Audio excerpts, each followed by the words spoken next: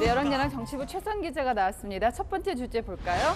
네, 고의 노출, 이재명 더불어민주당 대표 얘긴데요. 전쟁입니다. 이 보좌관 메시지가 노출됐었잖아요. 이게 실수냐, 일부러 그런 거냐 의견이 분분한데 어떻습니까? 네, 과거의 모습과 비교해봤습니다. 네.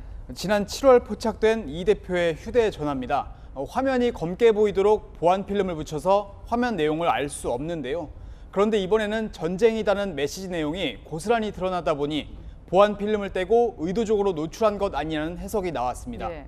이 대표의 본회의장 좌석 위치가 전에는 의장석을 바라보고 왼쪽 측면에 있었지만 이번에는 당대표가 되면서 중앙 맨 뒤로 바뀌었거든요.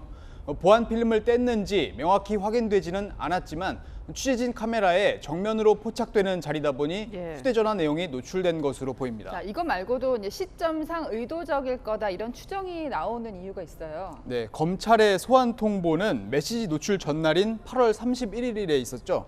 보좌관은 이튿날 오전 11시 30분쯤 이 사실을 알렸고 이 대표는 4시간 만에 문자를 확인했거든요. 네.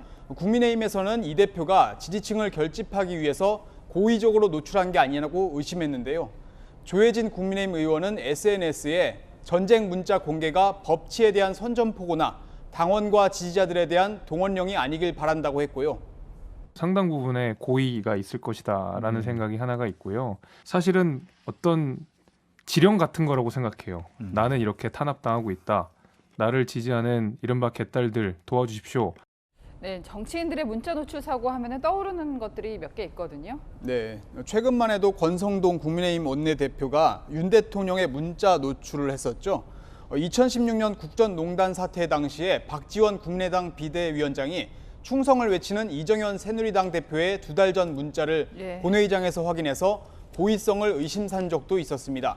민주당 이소영 의원은 언론 출연에서 본회의장 문자는 위에 기자들이 있어 나만 보는 것이다 이렇게 생각하는 분들은 많지 않다고 말했습니다. 결론은 고의적 노출인지는 본인만 알 수 있다는 그렇습니다. 거죠. 바로 다음 주제에 가겠습니다. 역시 이재명 대표 모습인데요. 지금 뭐 시즌2다 이런 얘기들이 오늘 나오더라고요. 네, 검찰 소환 통보를 받은 이재명 민주당 대표를 둘러싼 민주당 상황이 조국 전 장관 당시를 떠올리게 한다는 건데요. 네. 야당 대표의 정치적 발언을 사법적 판단에 넘기겠다니 황당하다. 이 발언이 진짜 황당하거든요. 앞으로 이런 말도 안 되는 얘기를 우리가 계속 국민들이 듣게 될 거라는 겁니다. 조국 시즌2가 시작되는 거예요. 그때 얼마나 피곤했습니까? 조국 시즌2가 되겠구나. 이 지리한 그걸 또 계속 보게 되겠구나. 이런 생각이 들고요. 사법의 영역에서 다툴 문제를 정치 영역으로 끌어와서는 안 된다는 거죠. 자, 민주당은요 사실 이제 이재명 대표가 후보로 나왔던 지난 대선에서 조국 사태를 여러 번 사과하긴 했습니다. 네, 이재명 대표 지난 대선에서 조국 사태에 사과를 하며 이렇게 말했었죠. 왜 우리만 갖고 그러느냐 이런 태도가 아마 우리 국민들께서 더불어민주당을 좀 질책하는 주원이 됐을 것 같습니다. 소위 내로남불이라고 하는 것도 그런 것일 테죠. 박지원 전 민주당 비대위원장은 왜 조국 가족만 가혹하게 수사하냐고 따지다가 정권을 내준 사실을 잊지 말아야 한다고 했습니다.